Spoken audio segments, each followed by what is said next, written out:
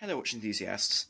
Now today I'd like to talk about a watch which I purchased about a year ago, it's a budget offering from Timex, and this is the Intelligent Quartz linear chronograph. And I originally picked this watch up because I thought it was quite interesting in terms of its display, and it's not a very expensive watch these days. They cost about £150. As the name would suggest, they are quartz, and they have a rather interesting display for their chronograph. As well as offering various features which actually make this a very versatile watch to own.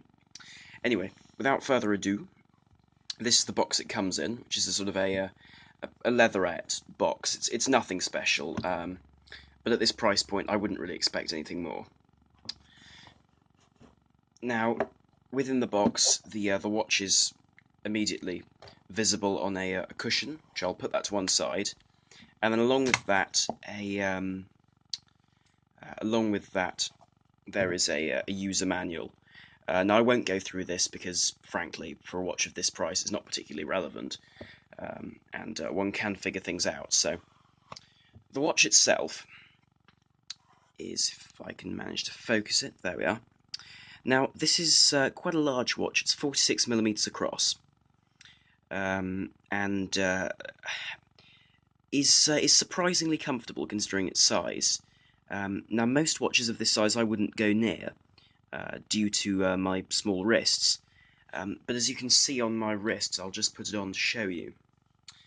Because this watch has a remarkably short lug-to-lug distance, it actually fits. I believe this is a 48mm lug-to-lug watch.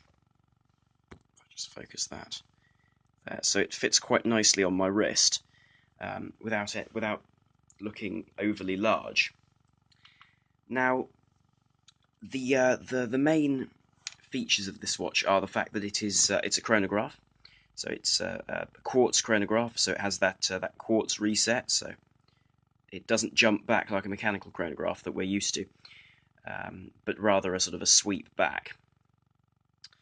It is water resistant to 100 meters, despite not having a screw-down crown. So the crown isn't screwed down, but is water resistant to 100 meters, and I can testify that it is a watch that is capable of surviving moisture and swimming, because I've actually swum in the sea in Wales wearing this watch, and it fared perfectly well. So that's a very nice thing to know. It also is PVD coated, as you can see. I'll try and get the glare off it. It's fully brushed and PVD coated, which does mean that the coating can come off, and there are spots on this watch where it has. There's a little spot there. I'm not sure if you can there. If it just catches the light just there, one can just about see where the coating has come off.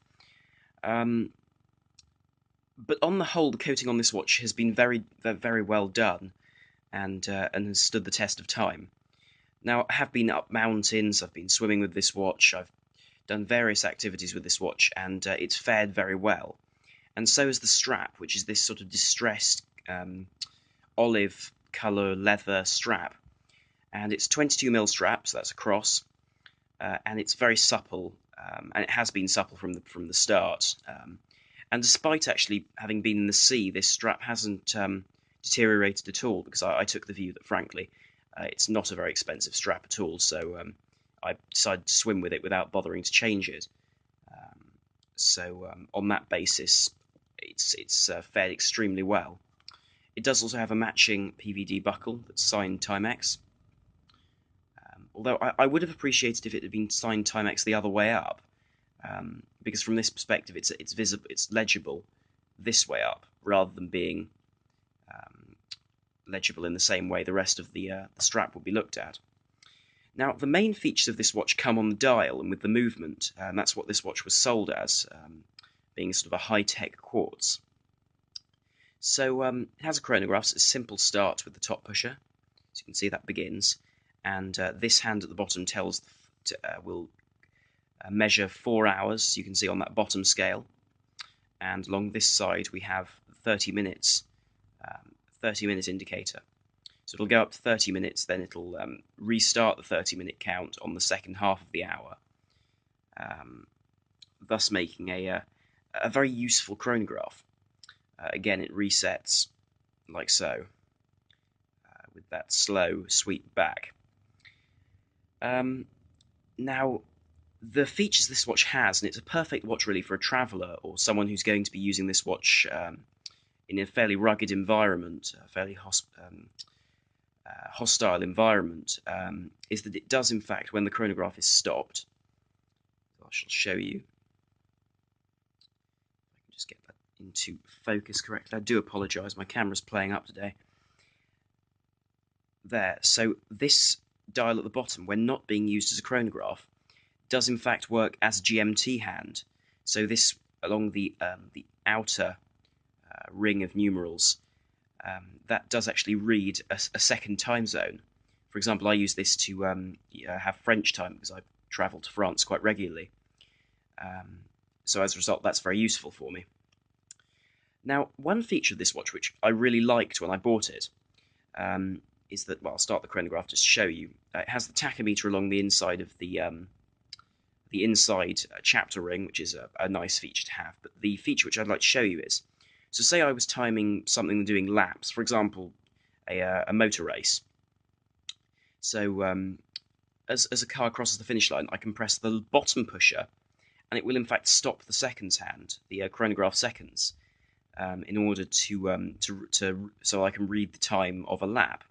However, by pushing this pusher, not the upper one, it means that when I press it again, it returns to the active time. So it actually keeps timing even when I stop it using this bottom pusher, which is surprisingly useful if, for example, when I was camping with this watch, I could time cookery. So I could time the start time of the cooking and remove elements at different times. So that was very, very practical. Equally, the date is at 1:30 and is very legible again. And it also has this yellow second hand, which is easily differentiated from the chronograph, which does make the whole package easier to read, even in low light, even though it's not lumed. Now, one touch which I quite like about this watch is the gasket, or seal around the crystal, which is mineral, by the way,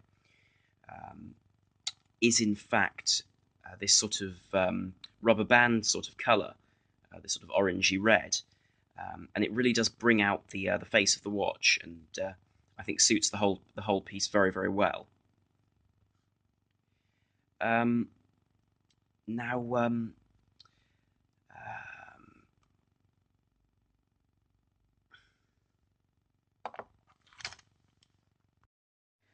Now, something to bear in mind when wearing this watch or buying it is that it's quite a thick watch. It's 16 mils thick. And it's not really curved. It's very much a cylindrical case type with these lugs coming off it. So it doesn't have many features which would make it more discreet on the wrist, but it does sit, as I shall show you, very high on the wrist. These beveled edges do mean that it will slip under a shirt cuff when in when wearing a usual regular shirt. This is something to bear in mind because this watch really won't be appropriate for any sort of formal occasion. Now, this watch does actually have lume. It has lume on the hour hand and on the minute hand, and also small bits of lume on the this 24-hour and 24-hour GMT hand, and on the 30 minutes of the chronograph, but not on the chronograph hand. So I'll just I'll flip to a lume shot and I'll be back with you. Now I'll just charge this watch up with my UV torch for several seconds just to illuminate the dial, and I'll just put this torch aside. Now, so this is what what one can see on this watch in the dark. I'll just get that into focus for you. Now I'll just move the hands just to give you a better view of it and show you. Now, I do have a few issues with this. Now, while the lume is quite good quality and does last for a fair while, Though it's not particularly bright, it does last. It's nowhere near my Orient in terms of brightness, but it's rather good anyway. These small bits of lume, little dabs of lume on the 30-minute indicator and GMT hands really aren't of any use. Because the scale is so small, it's really impossible to read them in the dark. And the fact that due to their size, their lume does wear out, wear off very quickly. So I'd say that this watch does have a few flaws in terms of lume, and I feel there should have been lume put on the chronograph seconds hand in order to make timing at night much easier. Anyway, I'll just turn the lights back on, and I'll be back with you. Yes, so that was the review of this Timex intelligent quartz linear chronograph, a watch which, in my opinion, is an interesting one because it combines some of the legibility of an aviation watch with the aspects that would make a good explorer's watch. So I think overall this was a very good buy, and one which I think, and a watch which I think is overlooked by a lot of people, because Timex isn't the most prestigious of brands, and this is a quartz watch.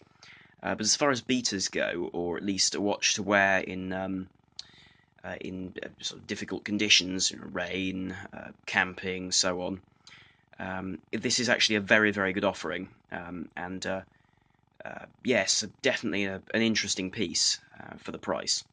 So this watch is £150. Anyway, thank you very much for watching. I do hope you enjoyed this video.